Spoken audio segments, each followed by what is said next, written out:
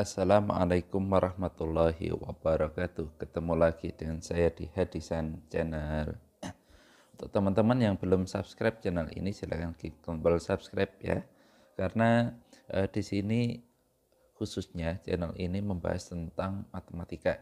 Jadi termasuk di dalamnya ada soal PPG dalam hal matematika ya, soal profesionalnya matematika. Ini saya sesuaikan dengan kisi-kisi, semoga bermanfaat. Oke ya, langsung saja. Untuk yang pertama kita bahas tentang logika matematika.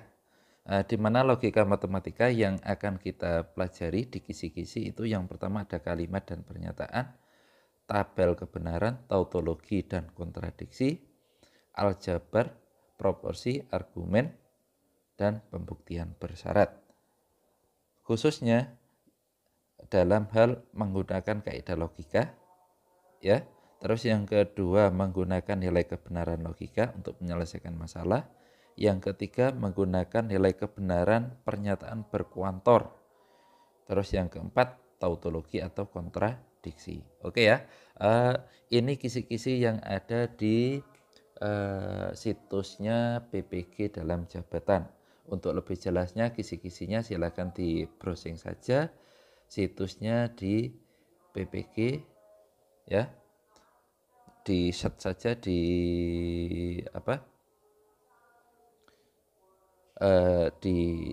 di search di Google ya, di search di Google, nanti kata kuncinya kisi-kisi PPG dalam jabatan. Nah, insya Allah langsung muncul, itu tinggal nanti pilihannya ada banyak ya. Oke, langsung saja untuk soal yang pertama dan soal yang kedua.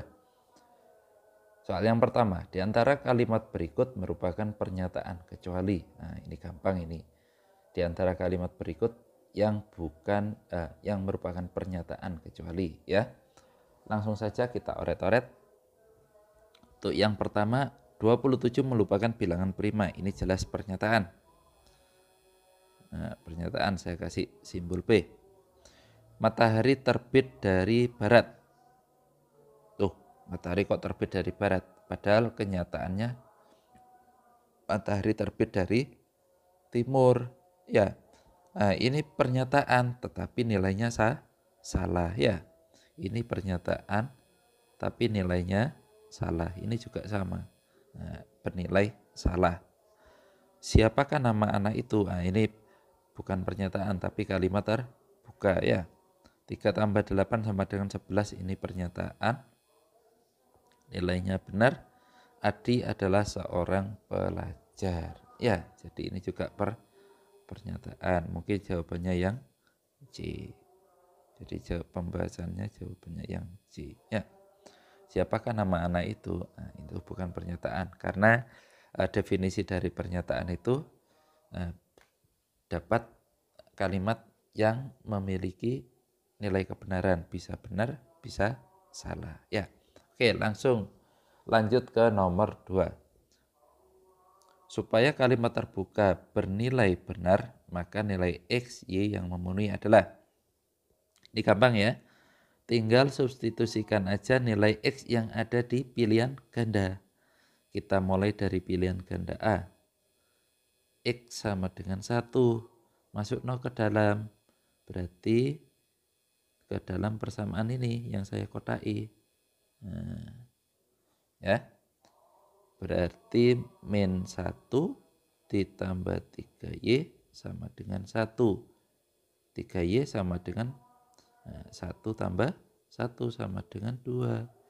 Y-nya adalah 2/3. Ini salah. Saya coret. Yang kedua, yang pilihan B. X sama dengan 5. Masukkan ya.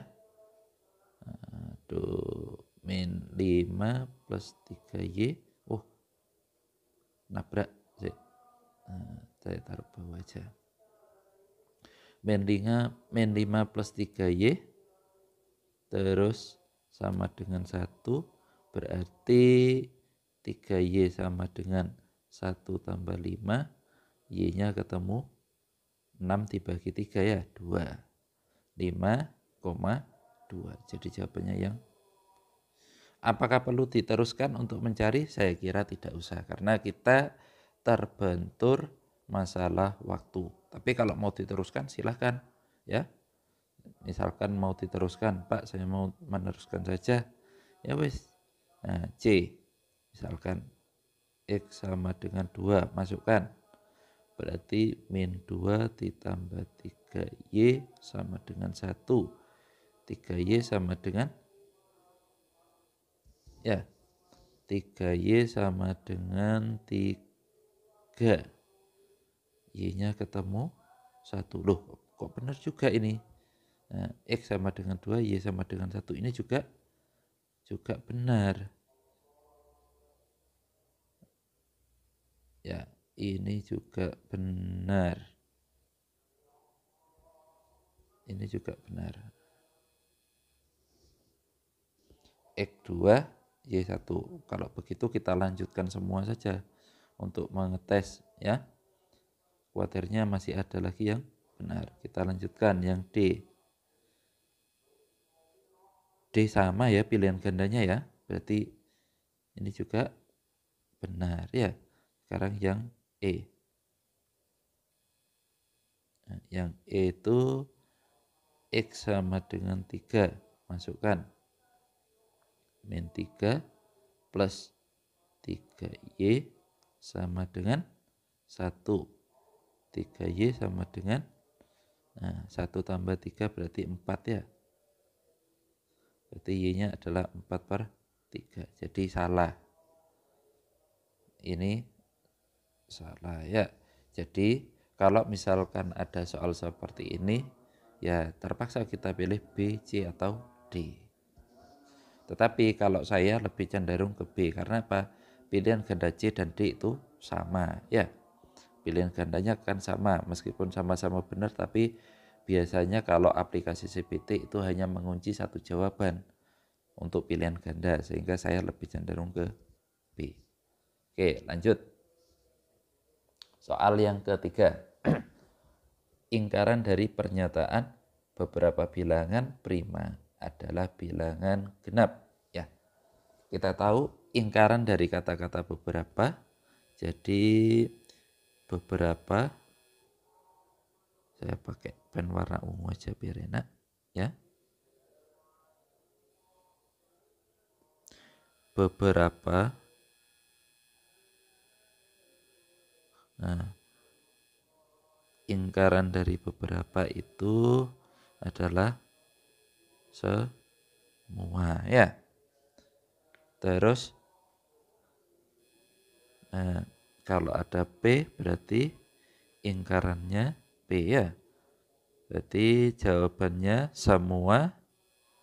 Jadi negasi P-nya itu adalah semua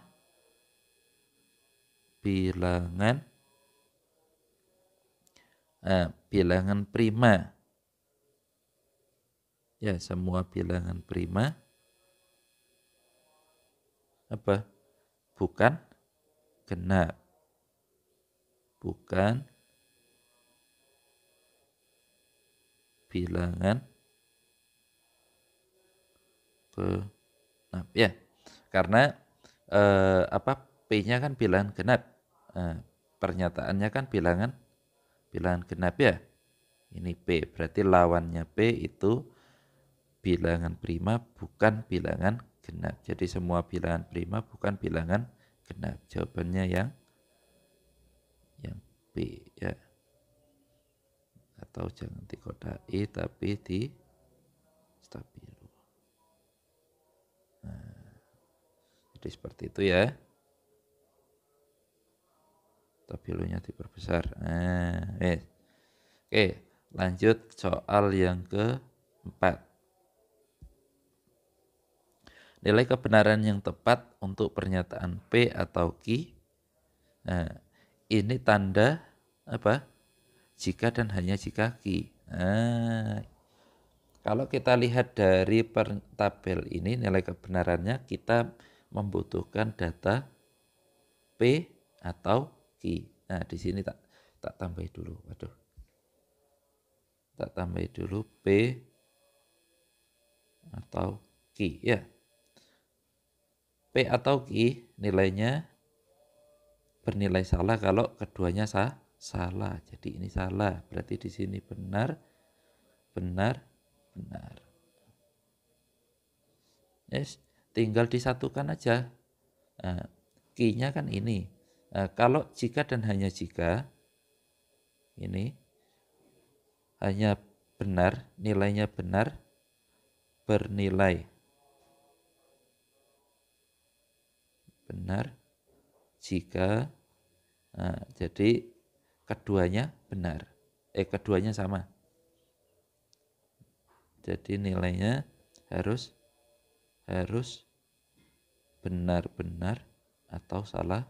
Nah, baru nilainya benar. Jadi di sini benar, di sini benar, sini salah, sini salah. BSSB. Jawabannya BSSB. Oh, ini keliru ini. Nah, ini B sama B ketemu benar, ya. Ganti pen warna hijau. Jadi yang kita ambil kolom ini sama ini salah, benar sama benar berarti di sini harusnya benar. Terus salah berarti benar ya, jawabannya yang B. BSB B. Ya. Jadi itu pembahasan soal nomor 4. Oke, kita lanjutkan ke soal nomor 5. Bagi teman-teman yang masih kebingungan, itu nanti bisa chat di kolom komentar untuk saya kasih penjelasan lebih lanjut. Nomor 5, jika negasi B bernilai salah dan Q bernilai salah, maka pernyataan yang bernilai benar. Ya. Di sini negasi P nilainya salah, berarti P bernilai benar. Kalau Q salah, berarti negasi Q sama dengan benar ya. Yes. Dari sini kita berlanjut ke soal yang A. Negasi P maka Q. Salah maka salah. Jadi jawabannya kalau salah maka salah. Ayo, apa yo? Jadi ini merupakan nilainya jika salah maka nilainya benar ya. Terus yang kedua kita cross check saja. Yang B misalkan P-nya benar dan jika dan hanya jika Q-nya salah, berarti nilainya salah. Dua pernyataan ini harus sama-sama benar atau sama-sama salah untuk menghasilkan benar. Yang C, P maka Q, P-nya benar maka salah, berarti salah ya. Yang D, Q dan P dan Q, P-nya benar dan Q-nya salah, berarti salah. Yang E, negasi P atau Q, negasi P-nya salah atau salah, berarti salah. Jawabannya yang A. Oke, kita lanjut nomor 6. Pernyataan yang setara dengan nilai jika setiap orang menanam pohon maka udara bersih ya. Jadi ini jika P maka Q. Nah, yang setara dengan ini berarti apa? Bisa menggunakan kontradiksi, yaitu yang setara itu negasi Q maka negasi P. Itu yang pertama. Negasi P berarti udara tidak bersih. Jika udara tidak bersih maka jika udara tidak bersih maka setiap itu lawannya beberapa orang tidak menanam pohon. Ya, ada ndak? Jika udara bersih, jika udara tidak bersih, maka beberapa orang tidak menanam pohon. Nah, ini jawabannya ya. Jadi jawabannya yang D. Jawabannya yang D. Oke ya, lanjut nomor 7. Pernyataan yang setara dengan jika harga BBM naik, maka harga kebutuhan pokok akan naik adalah, dari pilihan ganda ini nanti kita pilih salah satu. Jadi dari sini ini merupakan soal jika maka, ya jika maka, ini jika P maka Q. Dari sini P-nya adalah harga BBM naik, maka kelebihan ini. Jadi P-nya itu harga BBM naik, terus Q-nya itu harga kebutuhan pokok akan naik ya. Setara, berarti P maka Q itu setara dengan negasi Q kontradiksinya ya. Maka negasi P. Nah, berarti kesimpulannya kebutuhan pokok tidak naik, harga kebutuhan pokok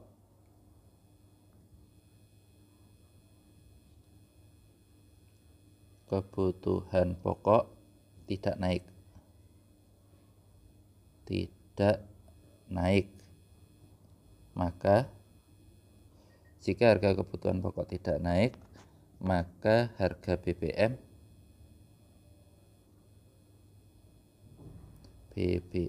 kok salah terus nulis ya. BBM tidak naik ya. Jadi jawabannya yang ini kan tidak ada. Kalau dari yang A itu kan harga BBM tadi apa? Harga BBM naik itu P dan harga kebutuhan pokok naik itu Q ya. Ini kan tidak ada pilihan ini, nanti kita cari ekivalennya. Ini berarti negasi P atau ini Q ya. Ini P harga BBM, negasi P, harga BBM tidak naik, harga kebutuhan pokok naik, maka Q. Jika harga BBM tidak naik, berarti ini negasi P, maka ini negasi Q. Kalau yang ini, jika harga BBM tidak naik, berarti ini negasi P, maka harga kebutuhan pokok turun. Nah, ini tidak ada malah ya, tidak ada. Jadi yang milih E itu jelas salah. Terus bagaimana ini cara menyelesaikannya? Kalian tinggal cari ekivalen dari P maka Q. Ekivalen P maka Q. Jadi tinggal cari ekivalennya saja. Untuk P maka Q, ini ekivalen ini simbolnya garis 3. Jadi ekivalen itu ya, P maka Q ekivalennya itu dengan negasi apa ini? Itu negasi P atau Q ini. Nah, ya. Jadi ini P maka Q ekivalen dengan, selain dengan kontradiksi, ya ini dengan kontradiksinya, ini juga ekivalen dengan negasi P atau Q. Jadi cari di antara A, B, C, D yang negasi P atau Q. Negasi P atau Q aja. Jadi jawabannya yang B ya. Yang B. Ini B kita. Nah, B. Jadi untuk soal nomor 7 jawabannya yang B. Oke ya, kita lanjut nomor 8. Di mana pernyataan yang ekivalen dengan pernyataan berikut. Ya, saya kasih tanda dulu. Kita ngerjakan dua-dua saja. Ya, pertama yang ini dulu. Nah, negasi P atau Q dan P atau negasi R. Kita tahu tadi kalau ada jika P maka Q ekivalen dengan negasi Q maka negasi P, atau ekivalen dengan apa? Negasi P atau Q ya. Nah, dari sini dapat kita ketahui bahwasanya yang saya kasih kotak warna ungu itu tidak lain adalah ini ya. Tidak lain adalah negasi P atau Q, itu P maka Q. Nah, P maka Q dan ya, dan P atau R. P atau R itu berarti kalau ngikut teori ini ya, bisa tak tuliskan P atau R itu bisa seperti ini, R atau P. Nah, R atau P ini kalau kita tarikkan, kita rubah ke dalam jika maka, berarti jika R maka P ya. Berarti ini boleh tak tulis jika R maka P. Nah, terus dan negasi P atau Q. Negasi P atau Q ngikut ini ya. Berarti ini P maka negasi Q. Nah, jadi yang dua itu ini, yang kotak ungu itu ini saya kodai, yang satunya yang kotak kotak hijau itu ini ya. Nah, dari tiga ini dapat kita rubah tulisannya menjadi apa? Menjadi seperti ini, P maka Q terus R maka P ya. Dari sini terus pernyataan yang ketiga itu P maka negasi Q ya. Dari dua ini saja bisa kita simpulkan bahwasanya ya, R maka Q. R maka Q itu tidak lain adalah menggunakan silogisme. Setelah itu dapat kita gabungkan dengan yang selanjutnya, yang ini. Nah, yang ini masuk ke sana ya. Ini ekuivalen dengan ya, ini ekuivalen dengan Q maka negasi P ya. Jadi dari sini bisa kita simpulkan bahwasanya ya, R maka Q, Q maka negasi P, kesimpulannya R maka negasi P.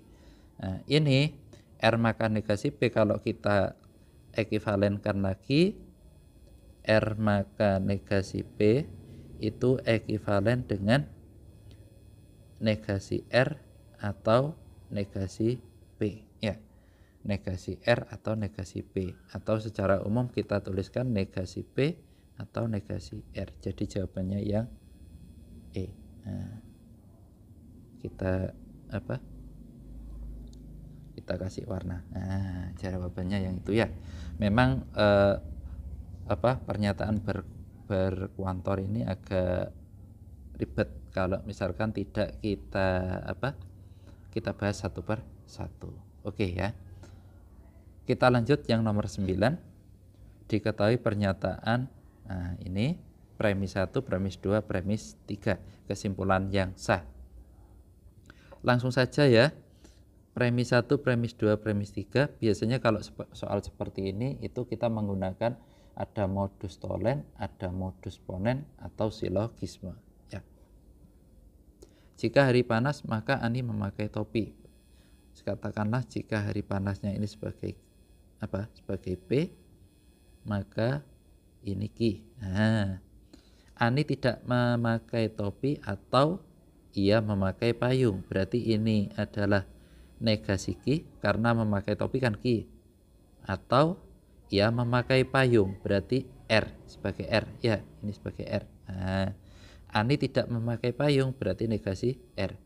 Dari sini dapat kita tuliskan premis satunya adalah P maka Q, premis 2-nya itu negasi Q atau R, premis 3-nya adalah negasi R. Nah, ini bisa kita tuliskan ekuivalennya dengan apa saja ya.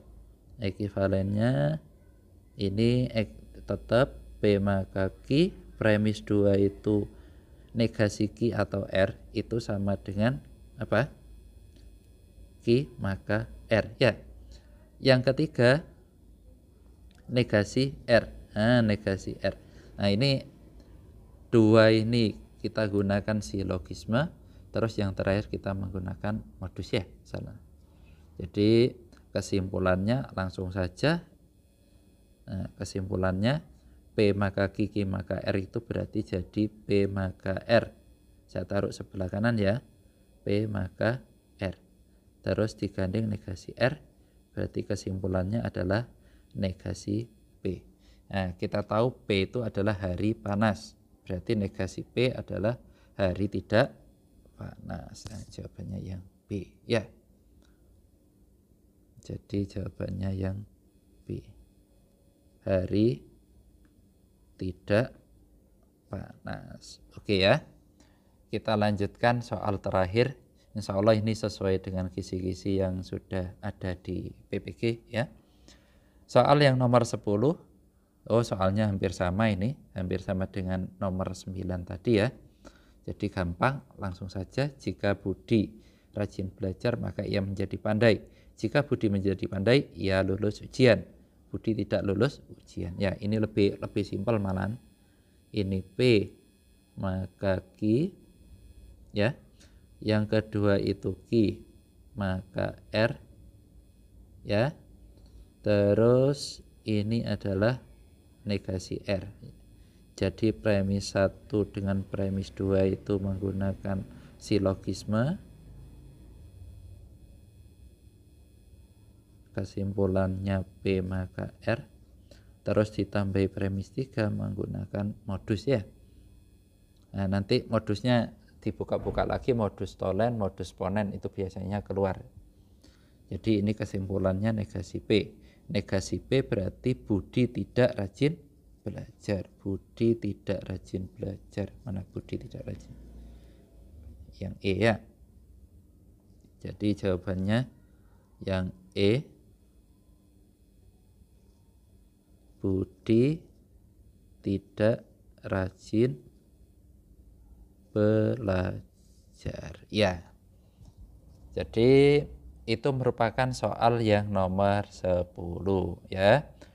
Jangan lupa kita lanjutkan ke part selanjutnya. Jadi ini part kelima ini harusnya ya.